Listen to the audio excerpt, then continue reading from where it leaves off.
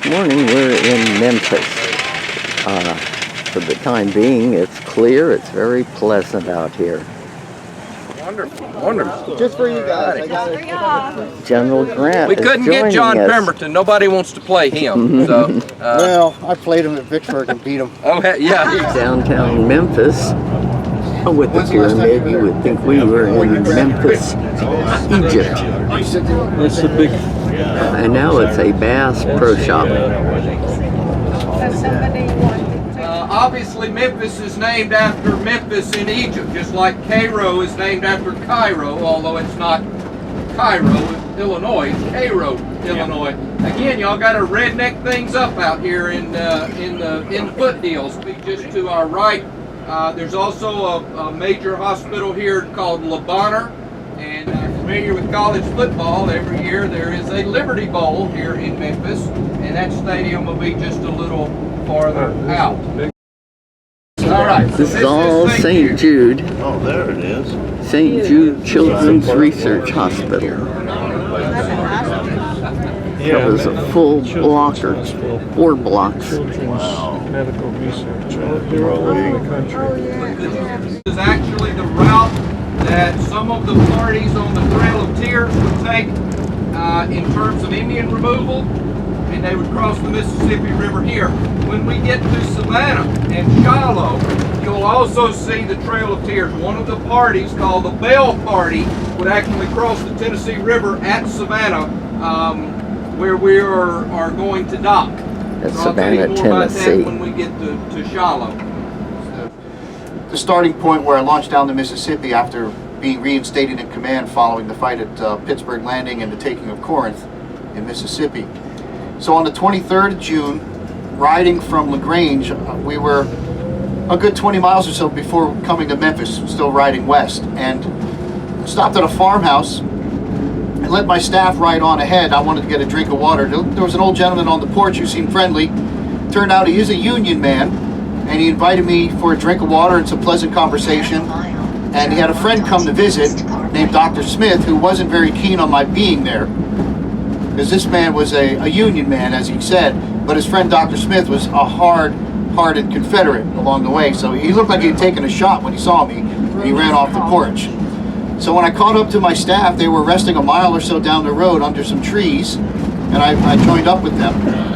And we were about 17 miles outside of Memphis. Now, a few days later, a drover came in who told me he'd been captured, taking some cattle out along the Memphis and Charleston Railroad to our troops who were guarding the men repairing the line. And he told me he was captured by a general asking about my presence. And as it goes, this doctor who had visited this kindly man went and told the general of my presence. And he rode hard with his troops to come get me, but they were played out by the time they got to the house, and they couldn't find me.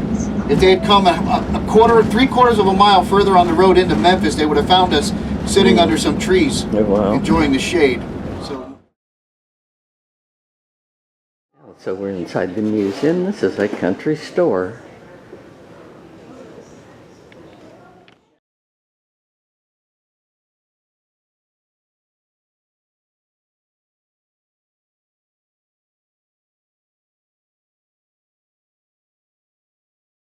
Wiggly.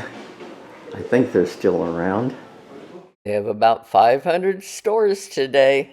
This was a library, but no, it's a Piggly Wiggly grocery store.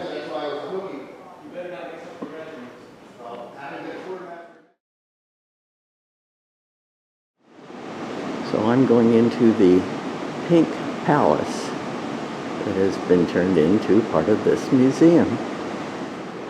It started construction in 1924, closed its doors to the public in 1977. I think I'm standing inside the front door. Now I'm looking inside the entryway.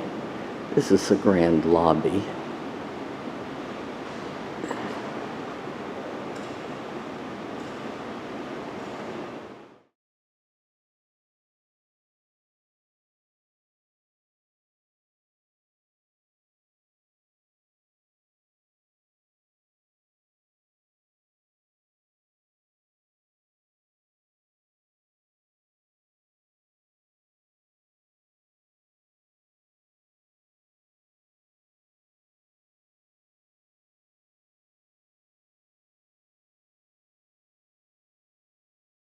This is the front yard, looking from the second floor inside the patio balcony.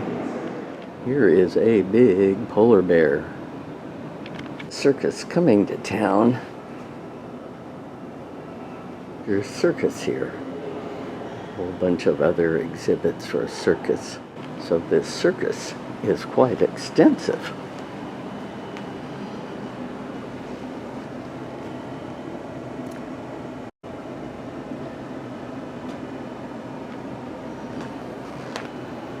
Got all kinds of acrobats, band, horses, set up their tents. And we couldn't afford to go to the big top.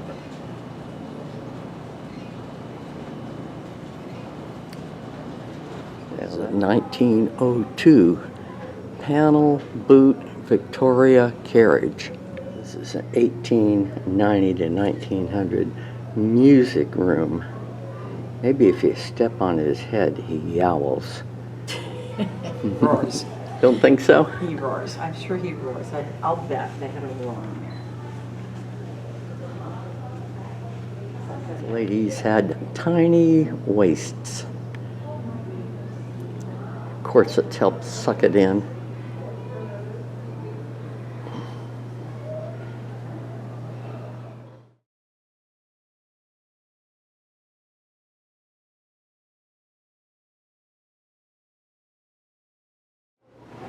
Mr. Mayor, may I speak with you for a moment? Dr. Armstrong, please come in. What brings you here at this hour? I have only 3 doctors assisting me. There's enough work for 10. You look exhausted. Today has been one of the worst. I thought my strength would fail me. Mr. Mayor, the hospital needs more volunteers.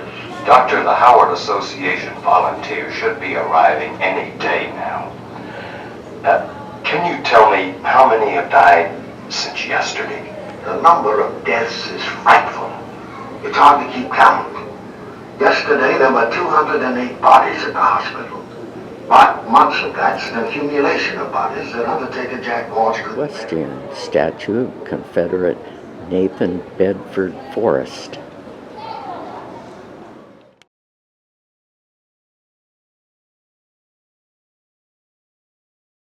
About the Battle of Memphis. It was action on the Mississippi River, not in the town. There were some ironclads, and they mixed it up. But the Union won.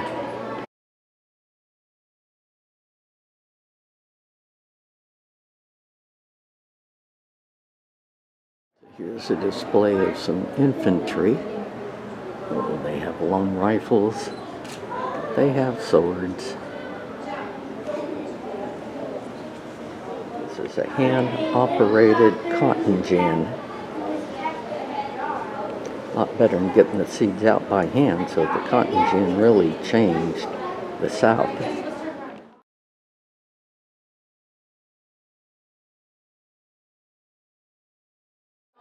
This is some of the stuff. Look at their shoes.